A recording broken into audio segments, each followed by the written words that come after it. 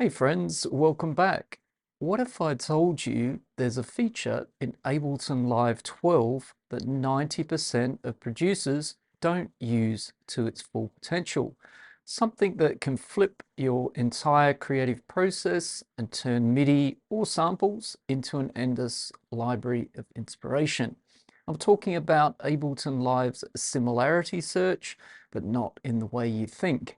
Today, I'm going to be showing you my flip method that's going to change how you discover sounds, build arrangements, and break through creative blocks. If you've ever spent hours digging for the perfect sample, I know I have, this quick and efficient workflow is about to become your new best friend. So without further ado, let's dive into today's video. As mentioned in the intro, we are definitely working in Ableton Live 12. The reason to sort of point that out and the fact that it's important is same similarity search didn't arrive until Ableton Live 12, so you'll need to be working with 12 to access that. So let's start with the idea of recycling a bit, working with blank canvas or a brand new project, and you're looking for some ideas to get started. So essentially what I've done here is I've literally just gone and grabbed a few tracks and MIDI clips from existing projects or my user library, and I've just dragged and dropped them into this session view window of Ableton Live. That's the first example we're going to take a look at. How can we use those? How can we flip them and transform them into something new using similarity search? So on the very first track, just quickly here, the MIDI track, we've got a Ableton Live drum rack and we've got a drum beat that I've programmed in. So we're going to be working with that MIDI clip, drum beat programming and the drum rack, but we're going to transform that. Right next door to that, we've got an empty MIDI track called bass, and that is hosting a MIDI clip. That is a bassline MIDI clip from, again, another Ableton Live project of mine. And that track, importantly, is empty. It doesn't have an instrument or a sound to make that MIDI clip play as a bass yet. And then right next door to that, we've got another MIDI track. It's just labeled sample for now, and that is also empty. More on that in a moment. So let's kick off things with this bass track, and let's go and find ourselves an instrumental sound to play that bass MIDI clip that we've got there back. So the first thing we're going to do, if we're on a Mac, is Command F. If you're on Windows, it's Control F, and we're going to head up to the search engine and search bar, and we're going to search all of our Ableton Live browser and content, and there we're going to type in bass. And what we're going to see over here to the right in the results is a real mixed bag at this moment in time of one-shots and loops and presets and MIDI clips and all that mixed together. So what we want to do is fine tune that a bit and use our filters to niche down to what we're looking for today. And if you don't see what I see here in terms of filter section, a good idea is to pop up to the top right corner here and click this little drop down arrow, and it'll bring up a little menu. And as you can see here, you can very much customize, deselect, select, whatever you want to see here in the different filters.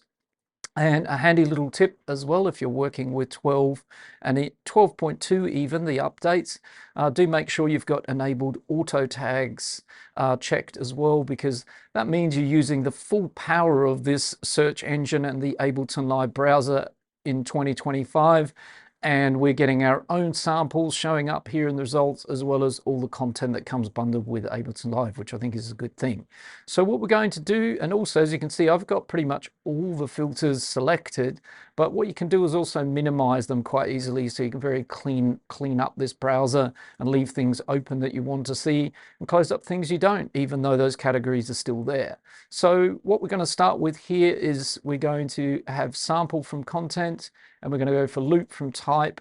And what that's going to do is now define these results down the bottom here to all the audio bass loops I have, again, in my own sample library or that came bundled with Ableton Live. So I'll just turn up my preview level a little bit. Let's have a listen to a few of these, and we'll put them against the drums for context, and I'm going to choose one of those.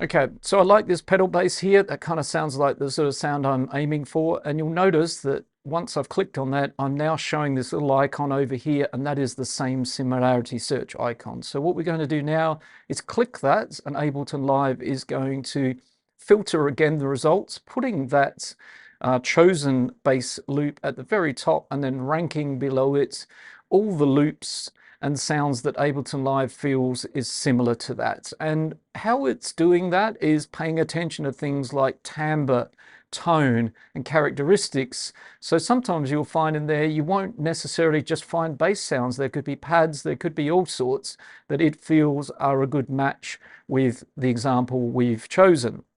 So now comes the cool magic part. Why have I chosen a bass audio loop that I like the sound of, when really what I'm trying to achieve here is a bass instrument to play back that MIDI clip that I've chosen? Because this is where the magic starts. So what I can do now is just pop up to the filters here and ask Ableton Live to look for presets. And what it does is it takes the sound of that audio bass loop and then points me to the presets, again, in my Ableton Live architecture that sound like that. I think it's a really great kind of loop and a different way of thinking of ways to find new bass presets that might be buried deep in a folder, deep in subfolders that you're not really paying attention to, by choosing a favorite sounding bass loop in audio and using it to do this little search that I've just done and narrow down the results. So now I've got these presets.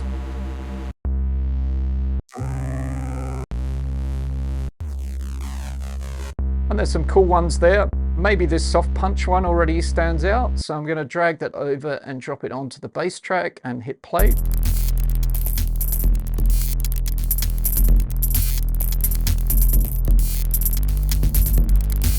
Just drag this note out a little bit to meet up with the next one. That'll play through in a second. It's just because I obviously dragged it out a little bit whilst it was playing. But you get the idea. That's going to work brilliantly for my bass sound.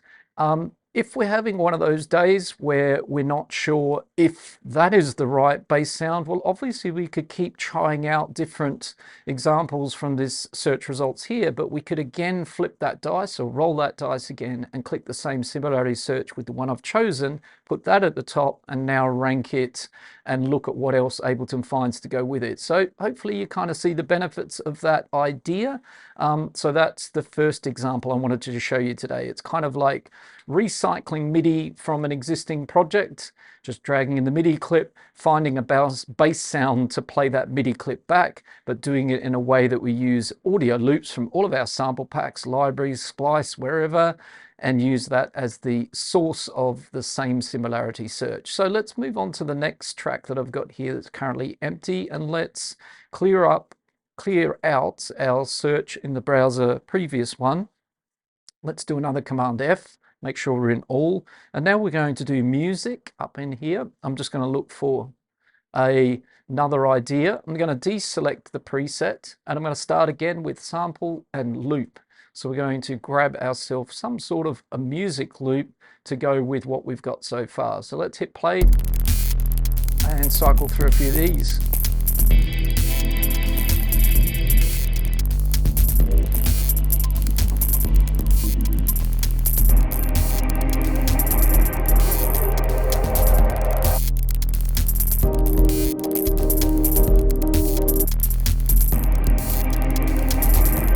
So I quite like this one here, sounds quite interesting to me. So what I'm going to do, this is a MIDI track that's labeled sample over here. I'm going to double click the top of the track so it opens up the window down here, and now I can just drag that sample straight down and drop it in, and Ableton does all the lifting for me and puts it into a simpler straight off the bat.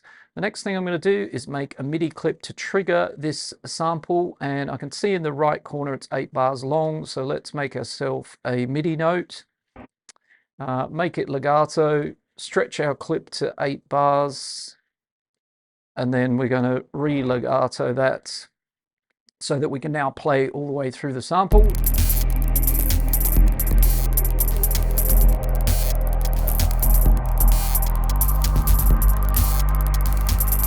Just lower our volume slightly there so we're not clipping. Okay, so that's a good start, but I want to do something a little more interesting than that with this sample. So I'm just going to copy the MIDI clip down, give myself another version of it. And what I'm going to do is take my C3 note and drop it down to C1, a couple of octaves down to C1, as what I'm thinking to do here is maybe turn slicing on in the simpler, and by putting my note on C1, I'm going to make sure that the very first slice is going to play from the very beginning of the sample. So, you know, sampler workflows, if you're slicing the notes up like this, it's a good idea to begin, generally they'd be going to begin from the note of C1, just a little tip there. So now I'm going to turn on my slicing tool, and maybe I'll slice by transient. Let's have a look at that in a second. We might change how we're slicing up by it, but right now, again, we're not really going to get anything other than that first slice triggering due to the MIDI notes, but you can see that has worked, right? C1 has triggered the very first sample. So if we're looking at it like here, okay, so that's a good starting point. But now what I'm going to do is I'm going to head into Ableton Live 12's MIDI tools, just pop into here, and I'm going to choose Arpeggiate from the list here. I don't actually need to open it. It's the very first MIDI tool, and select my note. And then what I'm going to do, maybe before I do anything, I'm just going to deactivate it for a second while I choose something. Let's have random from here. That's going to be really important. So the style from up to random, and then the rest of it can kind of remain. I'll turn back on auto, and I've now broken up and arpeggiated the note, that single note that I had. Let's adjust the rate a bit, maybe say 16th notes, bring the distance of the notes a bit closer together, and let's have a listen to something like that. So now we can see we're playing a couple of different slices, but not too many of them. Let's move ourselves to a different slice by, quite like the idea of beats. Maybe a different rhythm to that.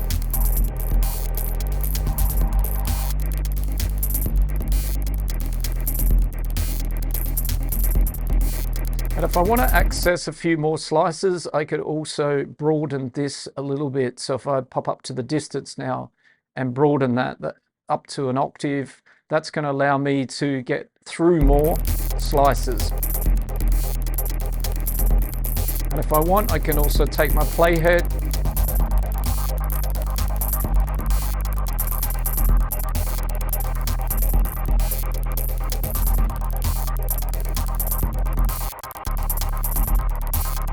Someone here is kind of interesting. So maybe you're wondering, like, what's this all got to do with the flipping? Well, that's what we're about to do now. We're going to kind of play with that side of things a little bit. So what I'm going to do is I'm going to preserve this sample track, duplicate it. So I've got a whole new copy of it over here to the right. I'm going to stop that original, just turn it off for a second, and then we're going to work with this new version over to the right. Let's maybe completely color it totally different, so we know that it's another track entirely.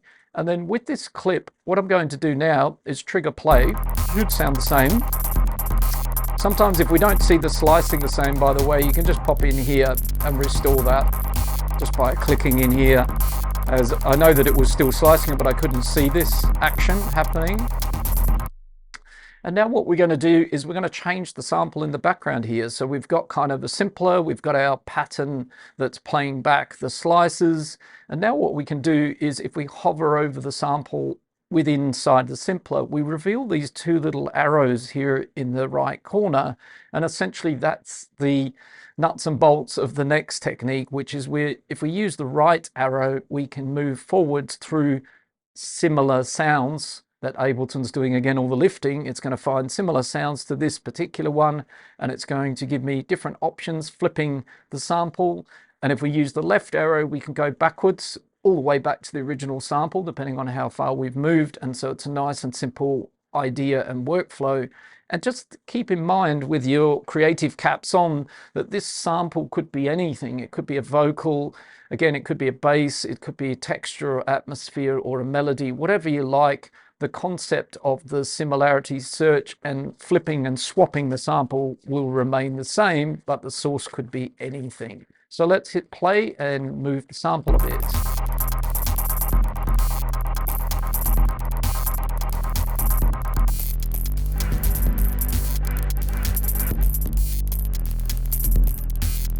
Now we'll just point one thing out. I just stopped it for a second. When we do start flipping the sample, if you're using slicing like me, and again, you don't have to be doing that. The slicing could be off and we could just be playing our single note. So if we go up here and we turn slicing off, you know, just make sure that we've still got, well, it's, yes, we do. Hang on, let's just go back. We'll make the loop smaller.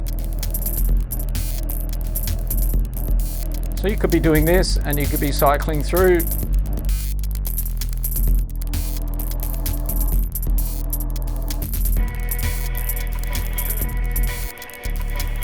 The only reason I made the loop smaller is that it keeps triggering the start of the note, so we can flip through the samples a little bit quicker, but obviously once you've chosen the flip, then you can move it back out to 8 bars. But why I sort of jumped to showing you that quickly is that when we're working with these arpeggiated notes and the slicing mode, you may notice that when I flip the samples, I lose the sort of setting that I had of the slicing action. But for me, I'm not bothered by that. I'll reset that up, but it doesn't maintain that slicing by preset when you start flipping the samples. But like I said, you don't have to use the same workflow as me, so I hope that makes sense. You could be without any slicing, but in my case, I'm also fine with it because I'm just going to come back and adjust that when I'm done. So for example, I can now go into here and restore to something that I'm looking for. Well, let's keep going here.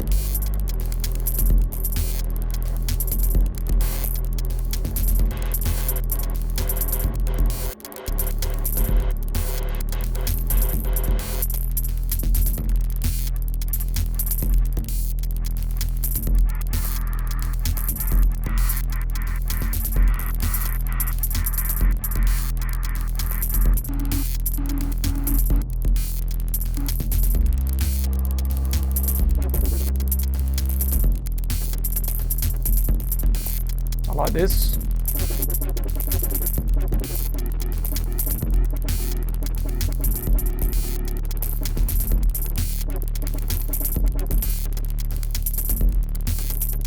It's actually really interesting with the transient, so I think I'll leave it exactly as I found it here. And so the idea has been that I've kind of flipped that original sample. I've still got my same pattern playing it back here. And what I've kind of ended up with in reasonably quick time is sort of another track that essentially could now play as a harmony or another layer to go with what I already started with over here. So let's try that. We'll just pop out those other tracks for a second.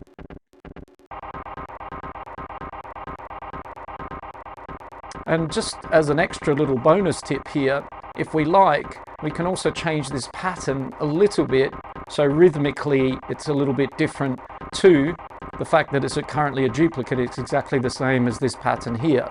So what we could do, pop into this clip here, grab another one of Ableton Live 12's MIDI tools, Recombine, and use Recombine to shift the timing of this clip.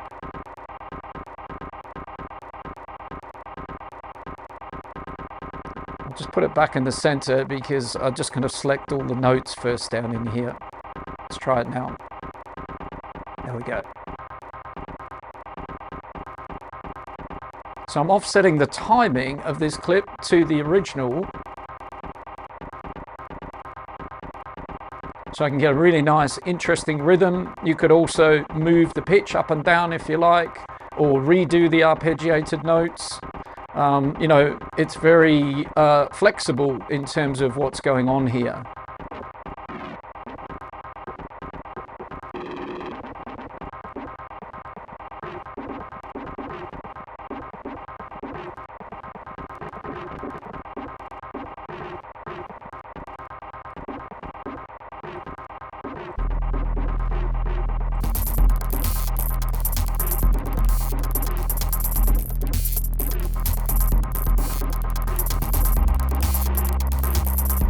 And then I'm not going to do a sound design masterclass here today. That wasn't really the concept. It's all about similarity search, but let's just give this sort of more melodic version here a little bit of reverb for context, and perhaps a little bit of filtering as well, just to make it sound a little bit nicer.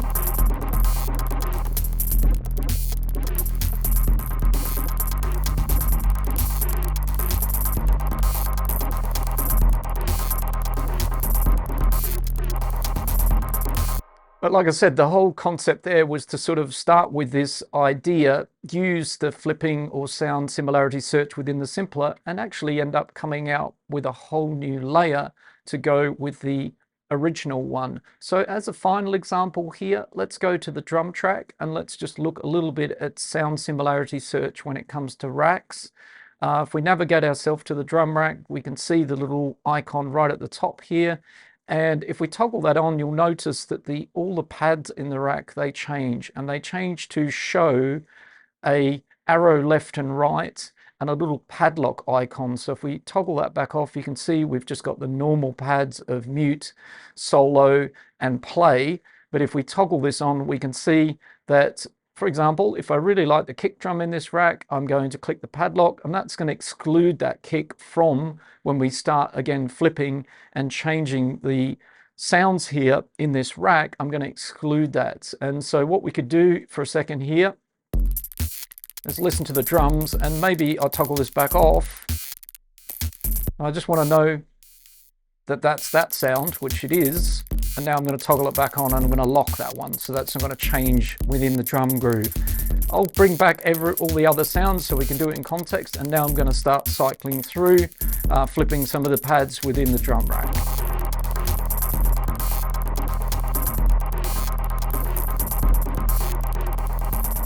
And sometimes the very first time you do this, you will get the wheel sometimes. We're asking Ableton to do a bit of lifting, but it's changing a lot of pads. But now we're up and running.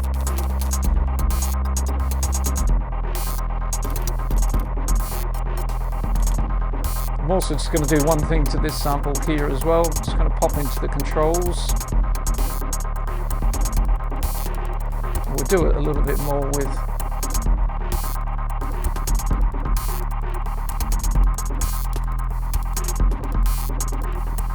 okay, let's head back here.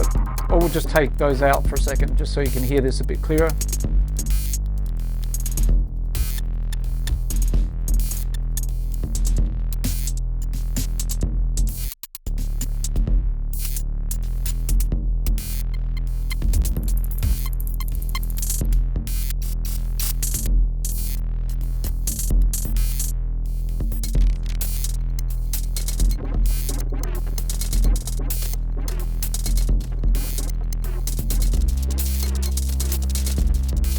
These are my favorite layers. The third track needs a little bit of work on it. Might even transpose it or pitch it a little bit to get it more sort of locked in with those three tracks.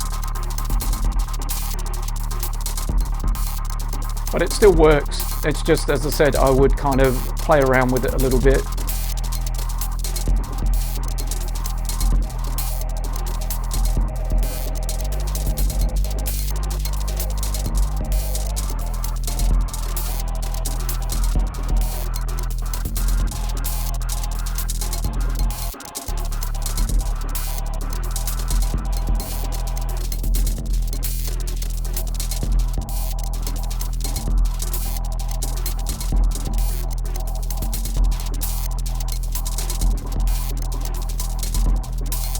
Something like that, but I digress. I start to go into a rabbit hole and start doing sound design. So, ladies and gents, that is a little look at the idea behind sound similarity search and using it in ways that perhaps, we haven't considered.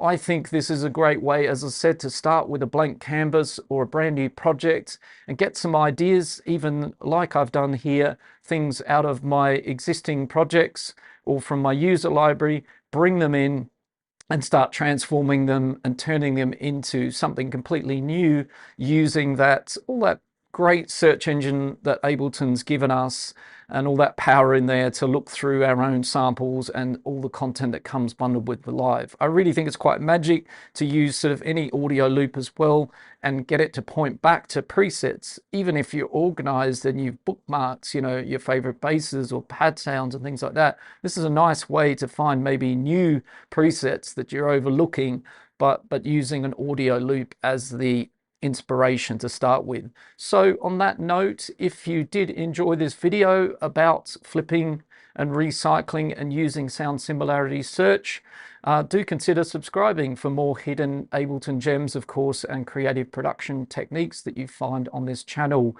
It helps the channel a lot if you push those buttons, you know, the ones I'm talking about: like, comment, subscribe, share it with your friends, and as always, keep on creating. Take care, everybody, and I'll see you all very soon in the next Ableton Live video tutorial. This is Heath Holmes signing out. Ciao, everybody. Bye for now.